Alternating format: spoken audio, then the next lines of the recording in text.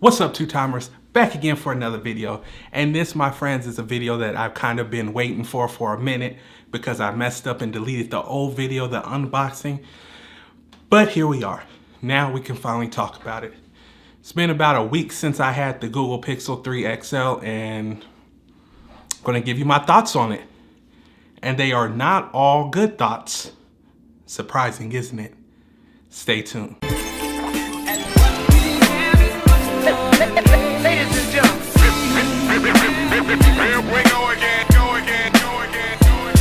So I've had the Google Pixel for about a week or so, a little bit more. And you know, it's not everything that I thought it would be, which surprised me, but then again, it doesn't, because no phone is perfect. So before I get into all the glorious good things about the phone, let's get into some of the bad things. For some odd reason, I was under the impression with all the Google's, app closing and all that crap, that the phone would be alive longer during the day than, previous phones who don't have those special features. But come to find out, it was all hoopla, and the phone dies normally, just like any other phone. So if you're buying this phone because you think you're gonna have it alive and in use all day, you will not. And I can tell you from experience, this phone is usually dead by about 4 o'clock for me. So if you're a heavy user, use a lot of texting, maybe a little bit of video watching. Actually, I can't say I am a heavy user. I think the heaviest part is that I have the screen on, but besides that, I don't watch a lot of videos on my phone during the day. So Google, you need to work on that. It wasn't all it was cracked up to be. But, it still lasts as long as any other phone that I've used. So, maybe a bad thing, maybe not. Maybe just a neutral thing. Let's call it a neutral. Let's get on to the next thing. The next thing is not really a downside, but maybe another neutral. The way the phone is set up, it's not like any other phone. You have to swipe up and then you have to swipe up again to get to your apps. And it kind of is, it's very awkward. When you come from Android phones, Samsung, LG, all that, you're used to those 3 buttons at the bottom. This phone does not have those 3 buttons. It has a back button and a home button. It's an inconvenience, not a downside, but it is kind of annoying. And if you are thinking about switching to the Pixel, you're gonna have to get used to that. On to the final thing that really is an actual bad thing. Like it's pretty bad. This phone, for some odd reason, tends to maybe, I guess, close your apps in the background, which was supposed to help you with the battery, but it doesn't seem to be helping. But for some reason, it's still closing apps in the background. And that doesn't sound all bad, but here's the thing. I will get a notification on an app, and the notification will not show up on my phone until I go back and open that app. I'm sitting there with my phone and like, I haven't got any notifications from this app so far. What's that about? I go open the app, I've got 5 messages. Now, it hasn't happened on my texting app, but it has happened on Kik and, other things. And that right there, that's a biggie. The whole purpose of these apps is so that you can be notified when someone talks to you. But if you're not notified when they send that message and you're only notified when you open that app, that makes the whole thing useless. Now, a little disclaimer here. Google did say that they will be fixing that with a new update. It hasn't came yet, so at the moment of me making this video, it's a problem.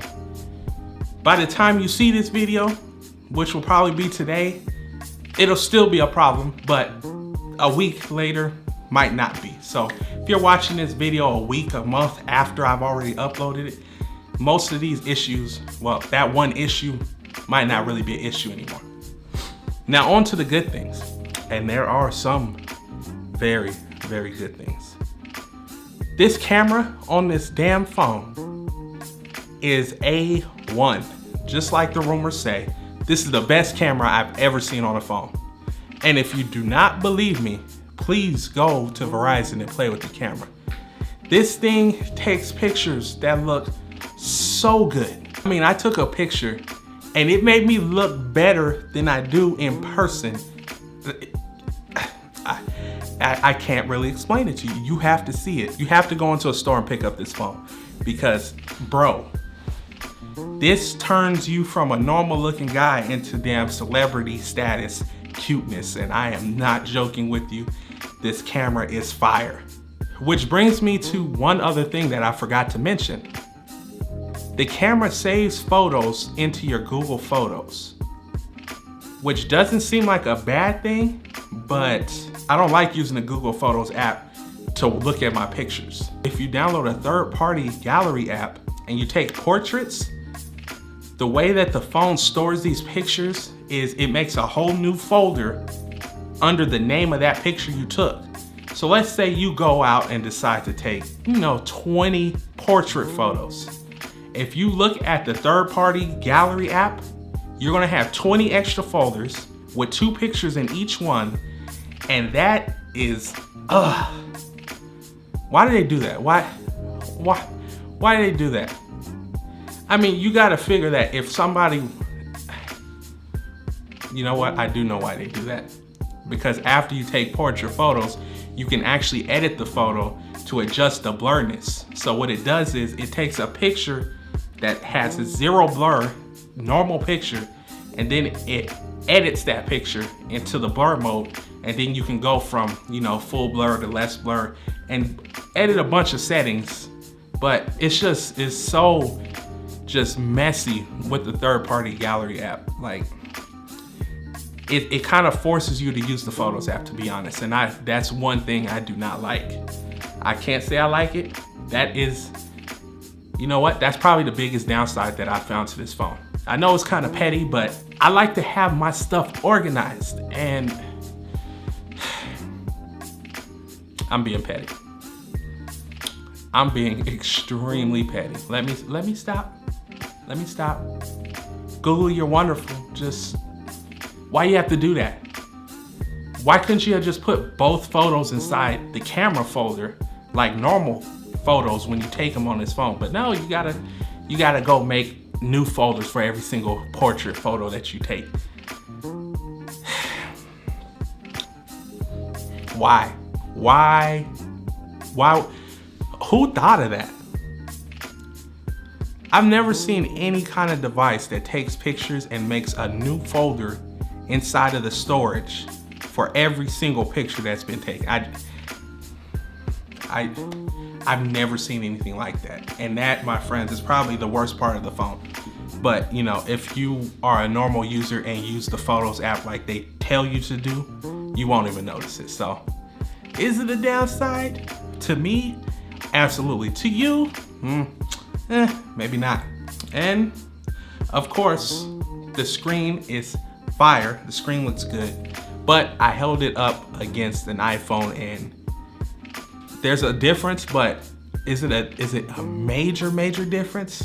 Nah, not really. So all in all, I can't say that this phone is an iPhone killer. I know the camera is, the camera though. Okay, anyways, all in all, it's a great phone. It is definitely worth the money that you pay to buy it. There are a few little, odds and ends that might annoy you like they have annoyed me, but it's a phone. It's not perfect. No phone is. And what can you say? I love it. It was a great purchase, and I am glad I did it. Just make sure you go use the phone inside of Verizon, even if you don't have a Verizon account, before you buy the phone, because looking at the phone and being able to use it before you buy it is a priceless thing that you have to do before you buy phones. And there you have it. My slight review, 1 week review of the Google Pixel 3, definitely worth the money. Camera's fire, a couple little shortcomings that are bothersome, but nothing that really downgrades the quality of the phone. So Will you be buying this phone? Will you be buying an LG? What will you be doing? Why do I keep thinking of more things that make the phone not good as I'm talking? The phone doesn't have an expandable storage option. The phone doesn't have a headphone jack. The phone has an ugly notch, but you get over that because I don't even notice it anymore, but it still does have one. But you knew all these things before you bought the phone. Unlike the actual downside with the phone making the 2 folders, and you know what I mean. If you already know about the downside, you can't really complain about the downside because you chose to buy the phone even though it had those shortcomings. But there was no way you would know that this phone would make a folder for every portrait picture you took.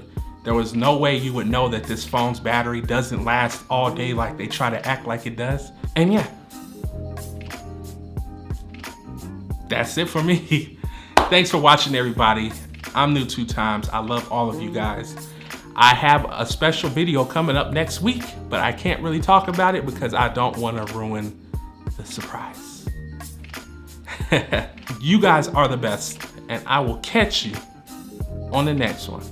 Make sure you like, comment, and subscribe. Peace.